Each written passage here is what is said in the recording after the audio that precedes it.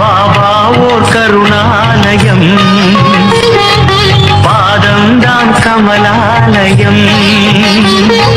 பாபா ஓர் கருணாலயம், பாதம்தான் கமலாலயம். சாயப்பா உறவுகள் அனைவருக்கும் வணக்கம். சாயப்பா மேல் நம்பிக்கை வைத்து அவரை நினைத்துக் கொண்டிருக்கும் உங்கள் அனைவரின் வேண்டுதலையும் சாயப்பா நிறைவேற்றுவார். நல்லதையே நினைப்போம், நல்லதே நடக்கும் என்றும் சாயப்பாவின் அருள் உங்களுக்கு இருக்கும். நம் மனதிற்கு இதமான சாயப்பாவின் இன்றைய அருள்மொழியை கேட்போமா? அன்பு குழந்தையே, ஏன் உனக்கு யாரும் இல்லை என்று புலம்புகிறாய்? நான் உன்னுடன் தான் இருக்கிறேன் என்று உணர்ந்தும் ஏன் இப்படி மறுபடியும் புலம்புகிறாய்? இவ்வுலகில் யாரும் உனக்கு இல்லை என்றாலும் என் துணை உனக்கு எப்பொழுதும் இருக்கும். முந்தைய ஜென்மத்தின் வாழ்க்கை உனக்கு ஞாபகம் இருக்காது, ஆனால் உன் கடவுளான சாயப்பாவான எனக்கு தெரியும். நம் உறவு ஜென்மம் ஜென்மமாக தொடர்கிறது. இந்த ஜென்மத்தில் உன் ஆன்மாவானது என் பாதத்தில் சரணடையும். அதனால்தான் இவ்வளவு கஷ்டம், கண்ணீர்.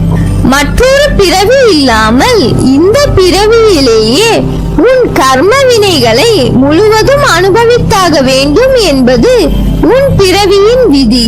அந்த விதியின் விளையாட்டால் தான் இவ்வளவு இன்னல்கள்.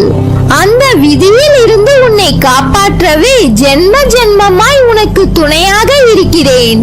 இதை நன்றாக புரிந்து கொள். உனக்கு துணையாக இல்லாமல் வேறு யாருக்கு நான் துணை நிற்பேன்?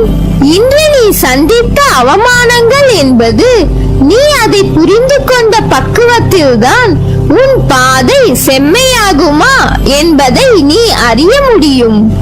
இன்று நடந்த அவமானத்தை மட்டுமே நினைத்து வருந்திக் கொண்டிருந்தால் உன் வாழ்க்கையில் நிம்மதியற்ற நிலையை மட்டுமே நீ சந்திப்பாய். மாறாக அதை உன் மனதில் நிறுத்தி நீ சாதிக்க வேண்டும். நீ பட்ட அவமானத்தை உனது லட்சியத்துக்கு உந்து சக்தியாக பயன்படுத்து. உன் சுயமரியாதையை இழக்காமல் உன் முழு உழைப்பை போடு. மற்றதை நீ யோசிக்காதே, அதை நான் பார்த்துக் கொள்கிறேன். நீ தேர்ந்தெடுக்கும் வழி என்பது வெற்றி, நேர்மை, நிம்மதி, சந்தோஷம், மனநிறைவு நிறைந்ததாய் இருக்க வேண்டும். அவை அனைத்தும் இருந்தால்தான் அது நிறைவான வாழ்க்கை. உன்னை கைப்பிடித்து நடக்க அம்மாவாக அப்பாவாக நான் உன்னுடன் எப்போதும் இருப்பேன். என்னுடைய ஆசீர்வாதங்கள் உனக்கு எப்போதும் உண்டு. அதுவும் முழுவதுமாக ஆசீர்வதிக்கப்படுவாய். அன்றைக்கு உனது கண்கள் கலங்கும். அப்பா, நான் வேண்டியதெல்லாம் தந்து விட்டீர்களே என்ற ஆனந்தத்தில். உன்னை பற்றி தெரிந்து கொள்ள கேள்விகளுக்கு பதில் தேடி அலைந்து கொண்டிருக்கிறாய். உன்னோடு நான் இருப்பதை மறந்து விட்டாய். நான் இருக்கிறேன் உனக்கான பதிலை நான் கூறுவதற்கு. காலத்தின் கட்டாயம் நான் உனது தந்தையாக, நல்ல குருவாக உனக்கு கிடைத்தது. அது ஒரு அதிசயம். அதுபோல நீ எனது குழந்தையாக, நல்ல பக்தனாக கிடைத்தது நான் செய்த பாக்கியம். அழகான பாதங்களை கொண்டு என்னிடம் வந்திருக்கிறாய். அப்பா, நான் இப்போது வளர்ந்து விட்டேன். நான் இன்னும் சிறு பிள்ளை இல்லை. எனது பாதங்களை தாங்கள் எதற்காக நகர்த்த வேண்டும்? நான் தனியாக போக கூடாதா என்று தானே நினைக்கிறாய்? இத்தருணத்தில் உன் மனதில் என்னென்ன ஆசைகள் தோன்றின? சற்று நினைத்துப் பார். எனக்கு நீ எப்போதும் சிறு பிள்ளைதான். உனது அத்தனை தேவைகளையும் பூர்த்தி செய்பவன் நான் தான். விதைத்தவுடன் அறுவடைக்கு செல்வது எப்படி மடத்தனமோ அப்படிதான் வேண்டியது உடனடியாக பலிக்க வேண்டும் என நினைப்பது. உனது வேண்டுதல் கேட்கப்பட்டு அதற்கான வழிகள் உருவாகி கொண்டிருக்கின்றன. ஏற்ற காலத்தில் எல்லாமே சுலபமாக சுகமாக முடியும் என என்னிடம் வேண்டிய உடனே தெரிந்து கொள்ள வேண்டும். நடப்பவை அனைத்திற்கும் சாய்தான் கர்த்தா என்பதை புரிந்து கொண்டு என்னிடம் அனைத்தையும் ஒப்படைத்தால் நான் பார்த்துக் கொள்வேன்.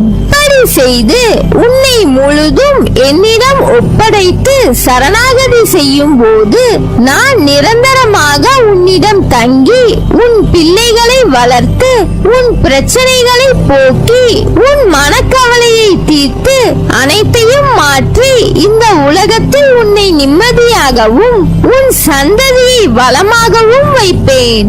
என்னிடம் வரும் பக்தர்களுக்கு உடனடியாக நான் வாரி வழங்கி விடுவதாக சொல்கிறார்கள். அது உண்மை அல்ல. யாருக்கு நான் அனுகிரகம் செய்ய விரும்புகிறேனோ அவர்களை முற்றிலும் பரிசுத்தப்படுத்தி அவர்களிடமிருந்து தேவையில்லாதவற்றை பறித்துக் கொள்கிறேன். அது பணமாக இருந்தாலும் சரி, பாவமாக இருந்தாலும் சரி, அல்லது புண்ணியமாக இருந்தாலும் சரி, உனக்கான எல்லாமும் உனக்கு வரும். அதற்கு முன் மனதில் நீயே ஒரு நிகழ்வுகளை கற்பனை செய்யாதே. உனக்கானது நிச்சயம் உன்னை வந்து சேரும். பயப்படாதே. என்னை நீ மறக்கவில்லை. என்னை உன்னால் மறக்க இயலாது. என் பிள்ளை நீ, என் உயிர். நாம் என்றால் நானும் என் பிள்ளை என்று கூறக்கூட நாம் இருவரும் தனித்து இருப்பதில்லை. பிறகு ஏன் இந்த வீண் கவலை? மனதை அமைதியாக்கிக் கொண்டு அடுத்த வேலையை செய்ய தொடங்கு. உழைத்து செயல்படு. உழைப்பிற்கான வெகுமதியை பற்றி நீ சிந்திக்காதே. அது என் பொறுப்பு. ஒன்றை நினைவில் கொள், நீ செய்யும் வேலையை உனக்கு தருபவன் நானே.